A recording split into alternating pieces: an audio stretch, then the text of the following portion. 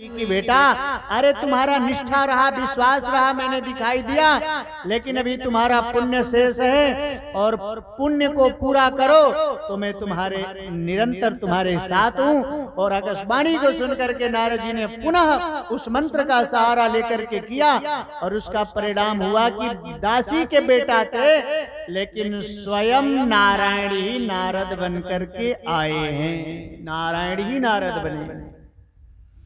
तो कह रहे हैं कि देखो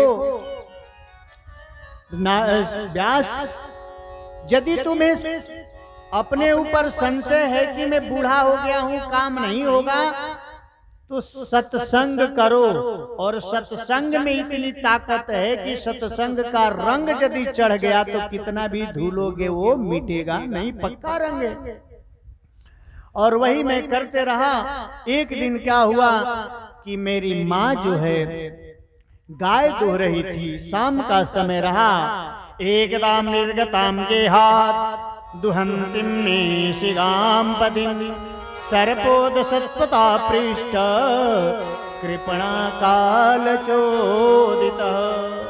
हे व्यास, मेरी माँ गाय दुह रही थी शाम के समय में और गाय के मुख के सामने घास रखा हुआ था और मेरी माँ गाय दुह रही थी। गाय धोते समय वो घास में से सर्प निकला, सर्पोद सत्पता पृष्ठ कृपणा काल चोदित, और वो सांप आया और मेरी माँ को गाय धोते समय काट दिया, डंस मारा और मेरी माँ चली गई।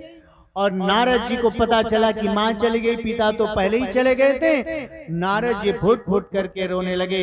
नारद जी के विद्वानों का कथन है, शास्त्र का मत है कि नारद जी रोने लगे तो उनके दोनों आंखों से आंसू झरने लगा, लेकिन दो प्रकार के आंसू निकला।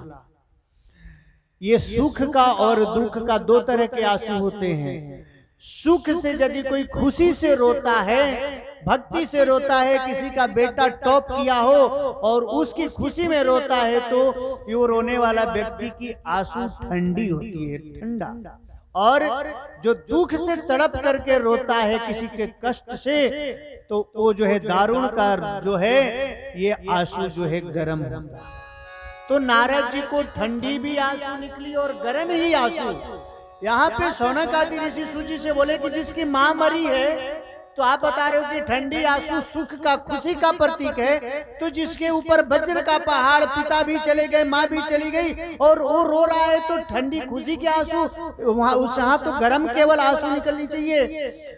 तो सूत जी शौनक आदि ऋषि से बोले कि देखो राजन ऋषिवर, ये नारद की आंखों से दो प्रकार की आंसू इसलिए निकली कि उन्हें तो दुख इसलिए हुआ कि अरे मेरे को तो पिताजी जन्म लेते ही मैं पिता को देखा नहीं, छोड़ करके पिताजी चले गए। मेरी विधवा माँ मेरे कारण घर घर में नौकरानी का काम करके मेरा लालन पालन की, और मेरे को जब माँ को करने का समय आया तो माँ मेरे ऊपर कर्ज लाद करके चली गई, मैं तो कर्ज चुका नहीं पाया, इसलिए दुख से रो रहे हैं कि मैं क्या कैसा अभागा। लेकिन सुख भी तुरंत याद आया तो खुशी भी हो गई कि चलो माँ चली गई, कोई बात नहीं। अरे यही यदि कुछ समय पहले चली गई होती तो आज मुझे संत के साथ जाने से कोई नहीं रोकता। लेकिन आज दुख भी है, लेकिन इस बात की सुख खुशी भी है कि चलो पिताजी तो चले गए, माँ भी गई, अब मैं संत के साथ जाऊं या कहीं भी जाऊं, मेरे को कोई रोक टोक करने वाला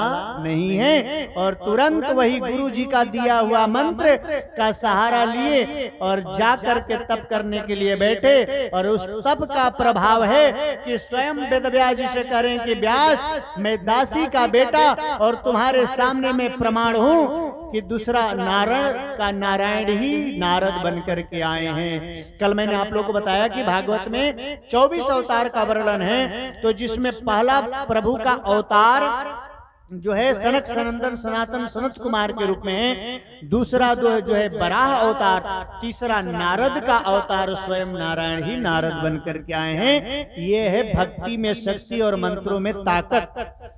ये बता रहे हैं कि तो वेदव्यास जी आप अपने को बूढ़ा नहीं समझो, फिर भी आपको अपने ऊपर भरोसा नहीं है तो सत्संग का आश्रय ले लो, और उसका मैं जीता जागता आपके सामने मैं प्रमाण हूँ कि मैं दासी का बेटा आज देवर्षि नारद के रूप में पूरी दुनिया मेरे को जानती है, और नारद का दर्शन हो जाए तो समझो कि नारायण का दर्शन हो गया।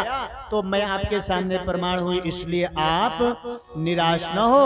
और ऐसा जब प्रेरित किए तो वेदव्यास जी के मन में इतनी शक्ति आ गई, बोले कि जो होगा देखा जाएगा। और बुढ़ापे में जो है 18वां पुराण लिखना शुरू किए, जिसका नाम है श्रीमद् भागवत महापुराण। इसमें कोई ऐसा पुराण की कथा नहीं है जो इसमें नहीं है।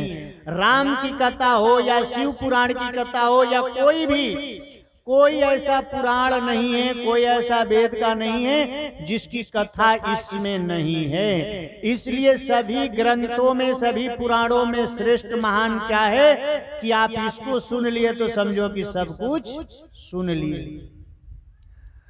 तो इस प्रकार की और 18वां जो है वेदव्यास जी श्रीमद् भागवत महापुराण को लिखे। लेकिन सूत जी शौनक आदि ऋषि से कह रहे हैं कि ईश्वर कितना भी सुंदर मकान बना लो, सुंदर मकान बना है, अच्छा मकान बना है, आपने करोड़ों का लागत लगा करके आपने मकान बनाया, लेकिन मकान में कोई रहने वाला नहीं हो तो फिर मकान बनाने से कोई लाभ होगा क्या?